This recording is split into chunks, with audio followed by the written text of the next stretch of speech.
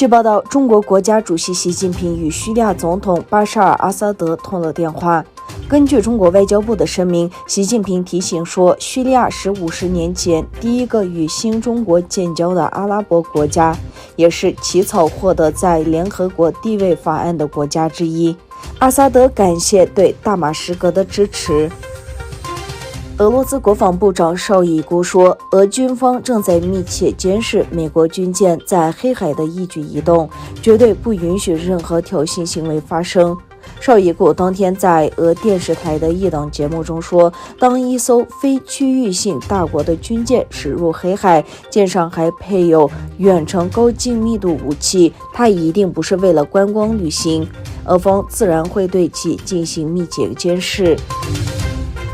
美国国务院发言人普莱斯在11月4日的记者会上不愿讨论美国是否派员参与北京冬奥会，仅重申对东突厥散情况深感关切。他说，我们已经清楚地表明了对在东突厥散发生的事情，以及在中国境内已经和正在发生的侵犯人权行为的立场。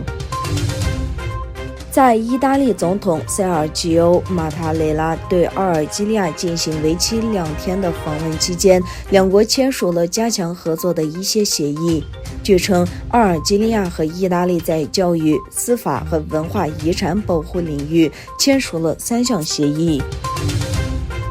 据宣布，哈萨克斯坦卡拉干集省受气爆炸，造成6名工人死亡。据悉，事发时在井下的64名工人中有52人被安全地带至地面，但有6名工人丧生。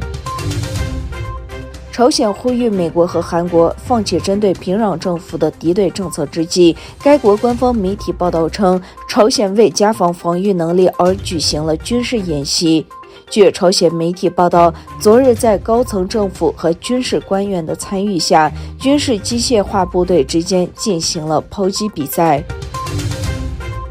中国的初冬让这个国家措手不及，该国北部地区受到大雪的影响，甘肃省经历了14年来最大的降雪，部分地区气温一天下降10多摄氏度，降至-16摄氏度。内蒙古地区发生结冰连锁事故，造成3人死亡，2人受伤。